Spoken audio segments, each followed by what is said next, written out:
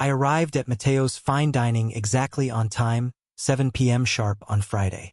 The restaurant stood like a beacon against the darkening sky, its warm lights promising an evening of celebration. I'd been looking forward to this family reunion for weeks, especially since I was the one who had organized and paid for the entire thing. The parking lot should have been bustling with familiar vehicles. My dad's oversized pickup truck, Scarlett's flashy convertible that I helped pay for last year, Aunt Victoria's minivan. Instead, I found myself staring at a half-empty lot with no recognizable cars. No cousins sneaking cigarettes by the dumpsters. No children running around while parents pretended not to notice. Something's not right, I muttered to myself, checking the confirmation email on my phone again.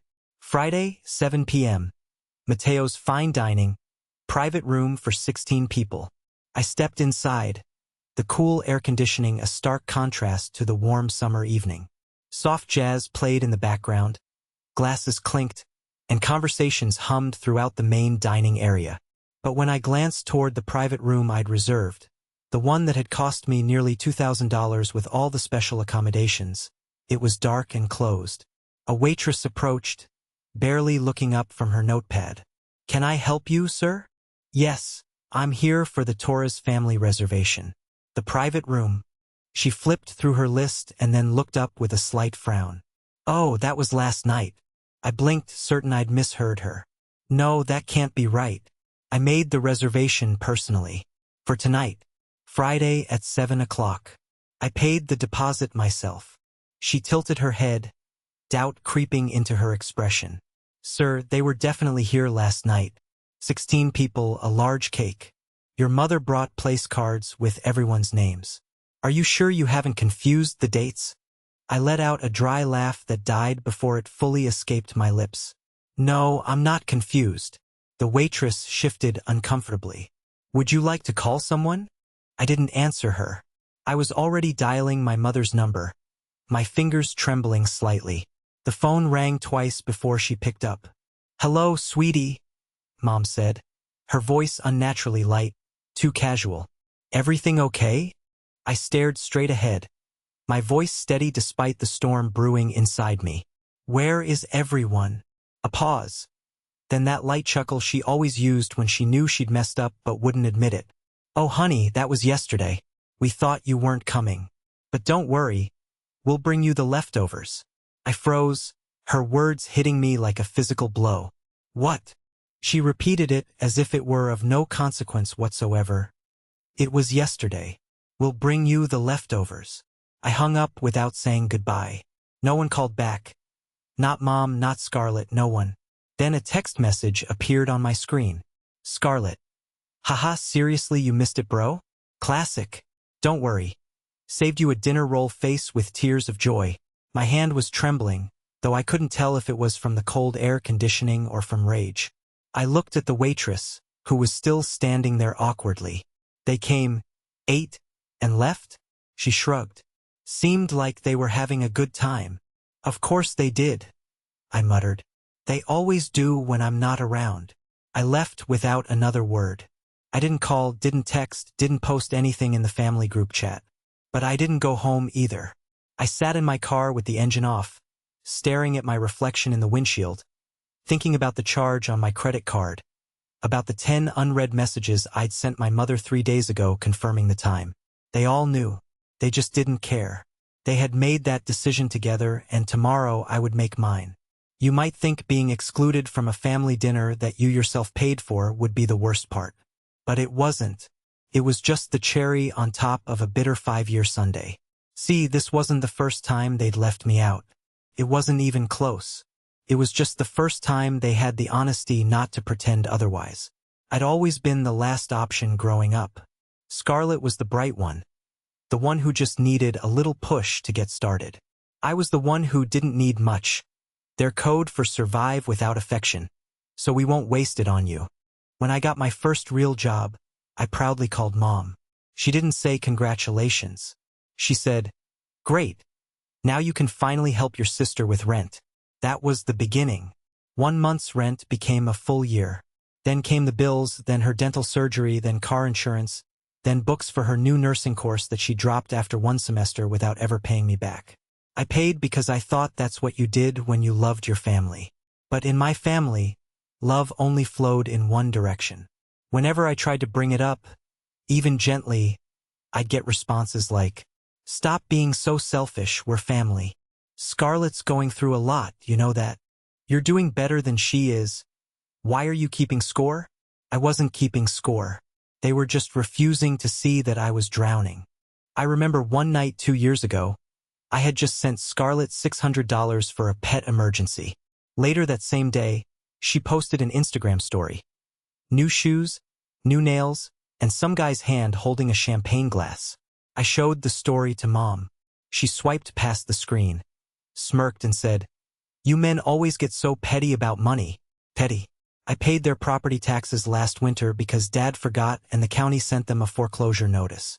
I covered the minimum payments on Scarlett's credit card for 6 months when she lost her job, even though I could barely stay afloat myself. One Christmas, I emptied my savings to buy gifts for everyone. What did I get in return? A framed family photo. I wasn't in it. As I sat in that car outside Mateo's fine dining, I knew something had finally broken. Not just in our relationship, but in me. The realization was both terrifying and liberating. For the first time in my adult life, I was going to stop being the good son, the reliable brother, the human ATM. Tomorrow, they would learn what it feels like when I stop playing my assigned role. And I knew exactly where to start. That night, I didn't sleep. Not because I was sad or even angry. Honestly, I was calculating. That dinner at Mateo's fine dining had cost me $1,740, including taxes and gratuity. 16 people, custom menu, appetizers. I'd even paid extra for Scarlett's vegan nonsense and Aunt Victoria's wine allergy accommodations. They hadn't just forgotten me. They knew exactly what they were doing and did it anyway. The next morning, I sent a message to the family group chat. "See you all tonight at Mom's house. 7 p.m. I have something for you." No one asked what it was, of course. They never asked anything when it came to me. One might think being excluded from a family dinner would be the breaking point, but the truth is this pattern had been established long ago. My family's exploitation wasn't a recent development. It was our normal. When I think back, the signs were always there. Growing up, Scarlett was the golden child. "She just needs a little push," they'd say. Meanwhile, I was the one who didn't need much. Their code for fend for yourself without affection because we're not wasting it on you. I remember the day I landed my first real job. I called Mom, bursting with pride. She didn't say congratulations. Instead, she said, "Great. Now you can finally help your sister with her rent." That was the beginning of my role as the family bank. What started as 1 month's rent quickly became a year's worth. Then came the utility bills, her dental surgery, car insurance payments, and textbooks for her nursing course, which she dropped after one semester, never returning the money. I paid because I thought that's what family did for each other. I thought love meant sacrifice. But in my family, love was a one-way street, and I was always in the giving lane. Anytime I tried to bring it up, even gently, I was immediately shut down. "Stop being so selfish, we're family. Scarlett's going through a lot right now. You're doing better than she is financially. Why are you keeping score?" I wasn't keeping score. They were just refusing to see that I was drowning. I particularly remember one night 2 years ago. I had just sent Scarlett $600 for what she claimed was a pet emergency. Later that same day, she posted an Instagram story showing off new shoes, a fresh manicure, and some guy's hand holding a champagne glass. When I showed this to Mom, she simply swiped past the screen, smirked and said, "You men always get so petty about money." Petty? I paid their property taxes last winter when Dad forgot and they received a foreclosure notice. I covered the minimum payments on Scarlett's credit card for 6 months when she lost her job, even though I was barely staying afloat myself. One Christmas, I emptied my savings account to buy thoughtful gifts for everyone. What did I get in return? A framed family photo, and I wasn't even in it. But nothing, absolutely nothing, compared to the night I overheard what they really thought about me. It happened about 6 months ago. I was staying at my parents' house for the weekend, having just bailed Scarlett out of another financial mess. This time to the tune of $10,000 because she had accidentally overdrafted her account again. I went downstairs for a glass of water and heard voices from the living room. "He's obsessed with playing the victim," Scarlett was saying.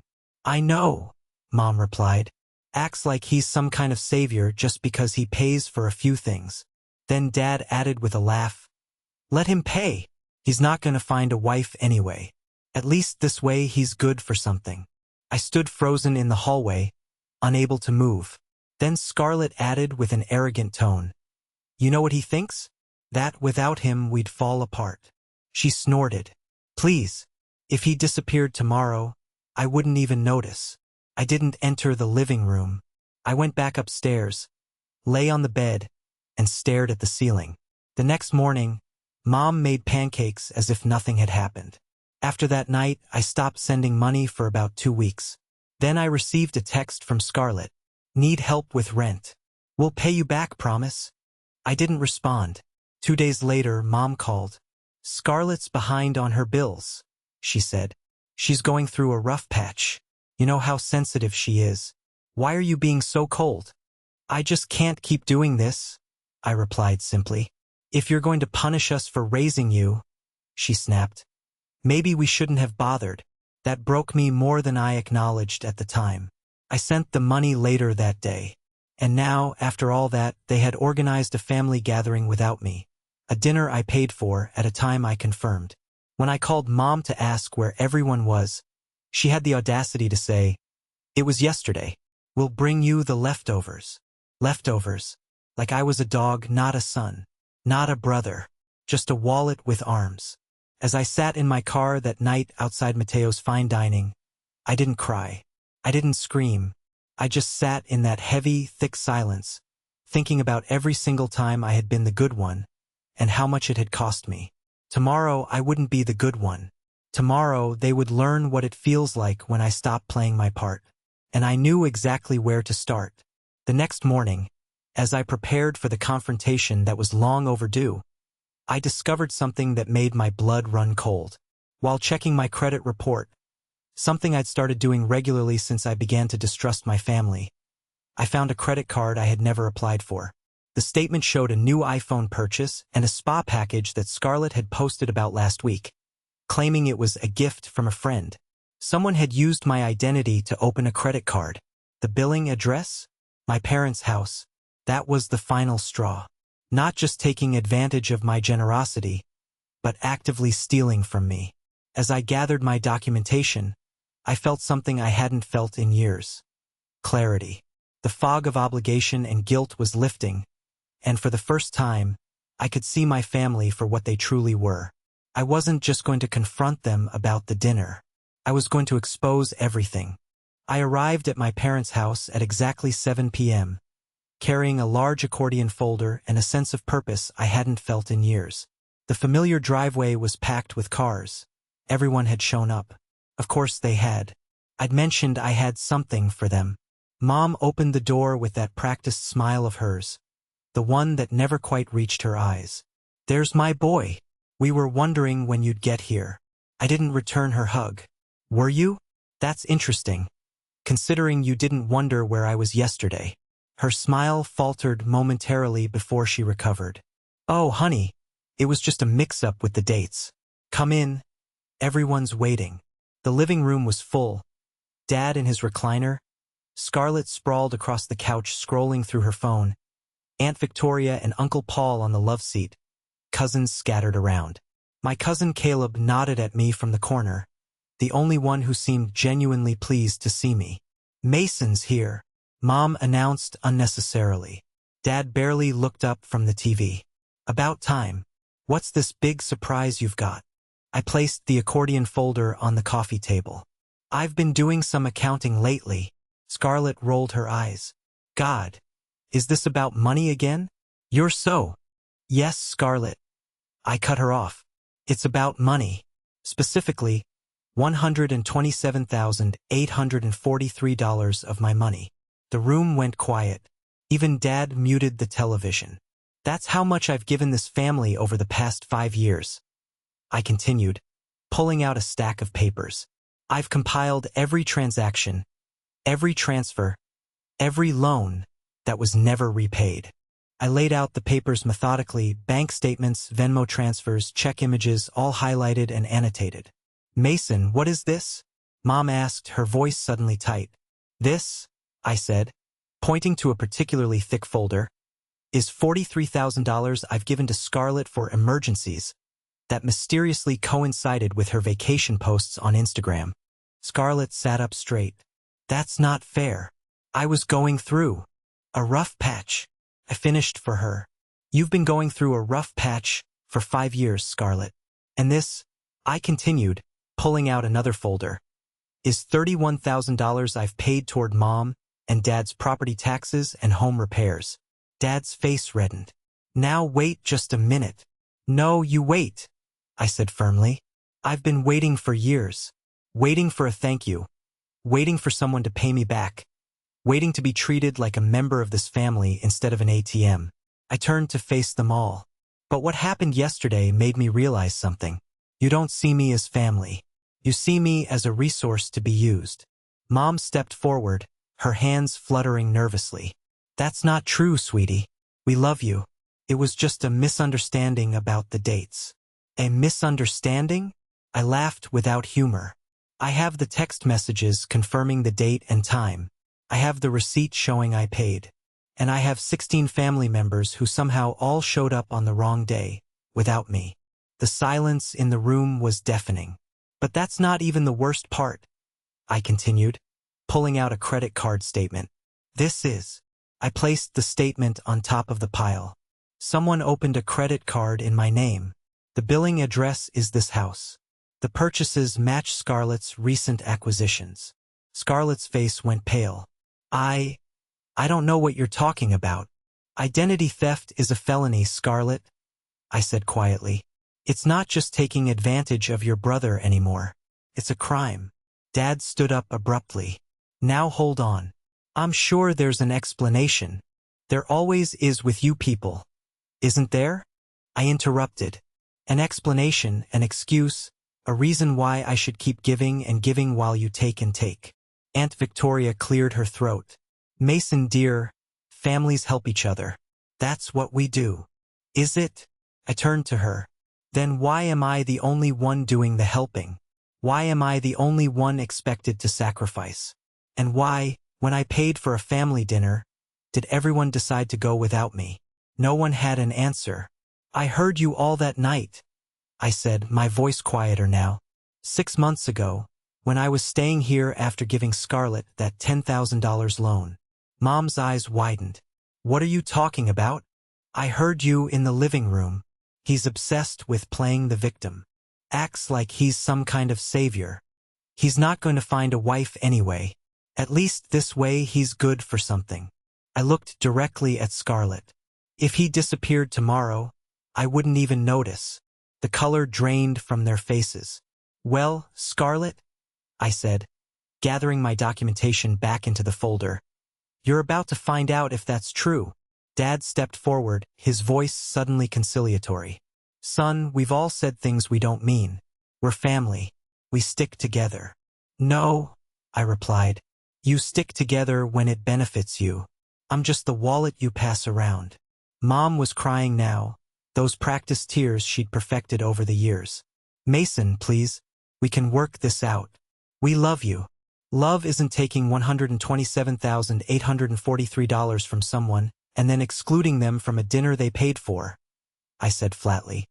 And love certainly isn't committing identity theft against your own brother. I stood up, folder in hand. I've filed a police report about the credit card fraud. I've frozen my credit. And I'm done being your financial safety net. The room erupted in protests and pleas. Dad was shouting about family loyalty. Mom was sobbing about how I was breaking her heart. Scarlett was denying everything, despite the evidence. But then, something unexpected happened. He's right, said a voice from the corner. It was Caleb. You've all been using him for years. I've watched it happen, and I've been too cowardly to say anything. Aunt Victoria gasped. Caleb, this isn't your business. It is my business, Caleb replied, standing up. Because I've been complicit. We all have. We've all watched Mason get taken advantage of, and we've said nothing. He walked over to stand beside me. I'm sorry, Mason. I should have spoken up sooner. The gesture nearly broke me. After years of feeling alone, someone was finally acknowledging the truth. It's okay, I told him. But I'm done now. I turned to leave, but Mom grabbed my arm. You can't just walk away from family. I gently removed her hand. I'm not walking away from family, Mom. I'm walking away from people who have proven they aren't family at all. Dad's face was thunderous. If you walk out that door, don't expect to be welcomed back. I looked at him sadly. Dad, I haven't been welcomed here in years. I've just been tolerated for what I could provide. As I reached the door, Scarlett called out, You're going to regret this. You need us more than we need you. I paused, hand on the doorknob. That's where you're wrong, Scarlett. I've been carrying all of you for years. It's time you learned to stand on your own. And with that, I walked out, closing the door on years of manipulation and exploitation. The weight that lifted from my shoulders was immediate and overwhelming. For the first time in my adult life, I felt free. I didn't know what tomorrow would bring, but I knew one thing for certain. It wouldn't include being anyone's ATM anymore. As I drove away, my phone exploded with messages and calls. I turned it off. They'd had years of my attention, my money, my patience. Now they would have to face the consequences of their actions, including the police investigation that was about to begin. The first week of silence was the hardest. I'd spent so long being at everyone's beck and call that the sudden quiet felt unnatural. My phone, usually buzzing with requests for money or emergency situations, lay silent. I'd blocked most of their numbers, but kept Caleb's, the only one who'd stood by me. 3 days after the confrontation, Caleb called. It's chaos over here, he said. Scarlett's freaking out about the police report. Your mom keeps crying to anyone who'll listen about her ungrateful son. Your dad's pretending nothing happened, but I can tell he's worried. And what about you? I asked. Are you okay? He sighed. I'm fine. Just wish I'd spoken up sooner. You spoke up when it mattered, I told him. The police investigation moved quickly. Detective Ramirez called me a week later. We've confirmed the credit card fraud, she said. The application was submitted from your parents' IP address, and we have security footage of your sister using the card at several locations. She's looking at serious charges. I felt no satisfaction, just a hollow vindication. What happens now? That depends on you, Detective Ramirez replied. Do you want to press charges? I hesitated. Despite everything, the thought of Scarlett in handcuffs made my stomach turn. But then I remembered her words. If he disappeared tomorrow, I wouldn't even notice. Yes, I said firmly. I want to press charges. The arrest happened on a Tuesday.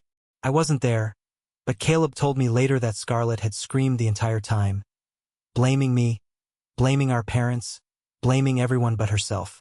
Mom had collapsed dramatically on the front lawn. Dad had stood stone-faced, watching his golden child being led away. That night, I received my first direct message from Mom in weeks. How could you do this to your own sister, to your family, after everything we've done for you? I stared at the message for a long time before replying. What exactly have you done for me, Mom? Name one thing in the last 5 years that wasn't taking. She didn't respond. The financial freedom was immediate and startling. Without supporting my family, my bank account actually grew.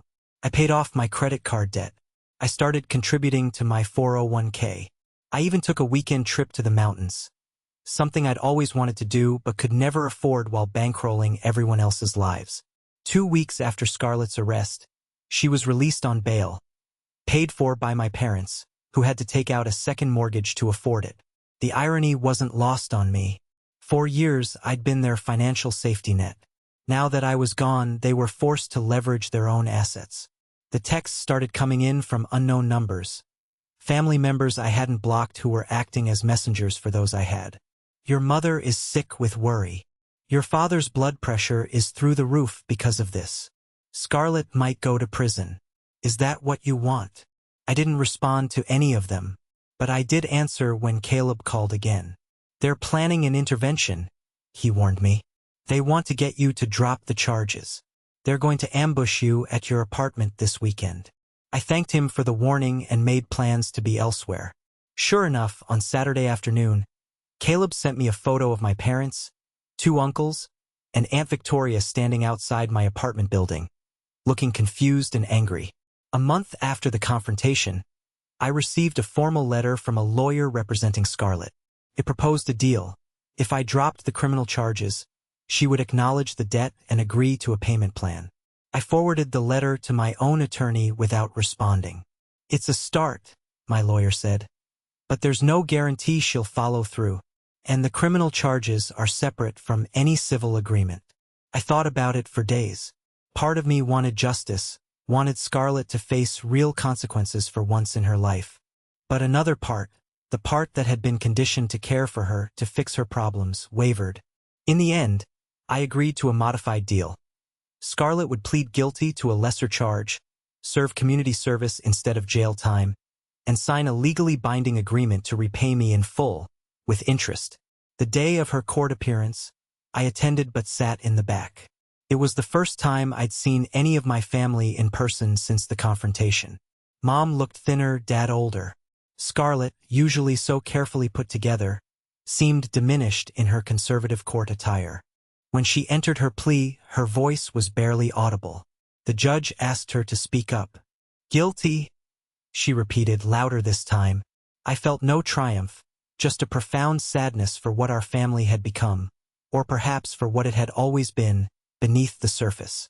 As I was leaving the courthouse, Dad caught up to me in the parking lot. "Mason," he called, slightly out of breath. "Wait." I stopped but didn't turn around. "This has gone far enough," he said, his voice a mixture of anger and pleading. "You've made your point. You've humiliated your sister. You've broken your mother's heart. When are you going to let this go?" I finally turned to face him. "I'm not holding on to anything, Dad. I'm letting go of the expectations, of the obligation, of the role you all assigned me." "We're your family," he insisted. "No," I replied quietly. "You're people who share my DNA. Family doesn't do what you did to me."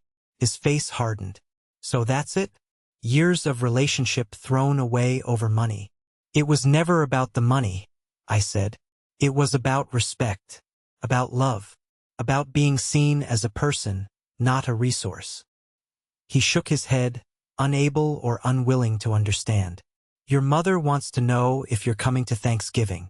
The question was so absurd, so disconnected from everything that had happened, that I almost laughed. "No, Dad, I won't be there." "She'll be devastated," he warned. "She'll survive," I replied. "You all will. That's what I've realized. You don't actually need me. You just needed what I could give you." As I walked away, he called after me, "You'll regret this, Mason. Family is all we have in this world." I didn't look back. "Then I guess I have nothing," I said, more to myself than to him. But that wasn't true. In the months that followed, I discovered I had more than I'd realized. I had self-respect. I had financial stability. I had peace.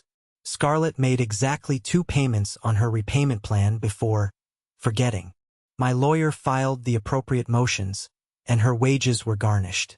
She sent me a furious text about it, which I didn't answer. Mom tried a different approach.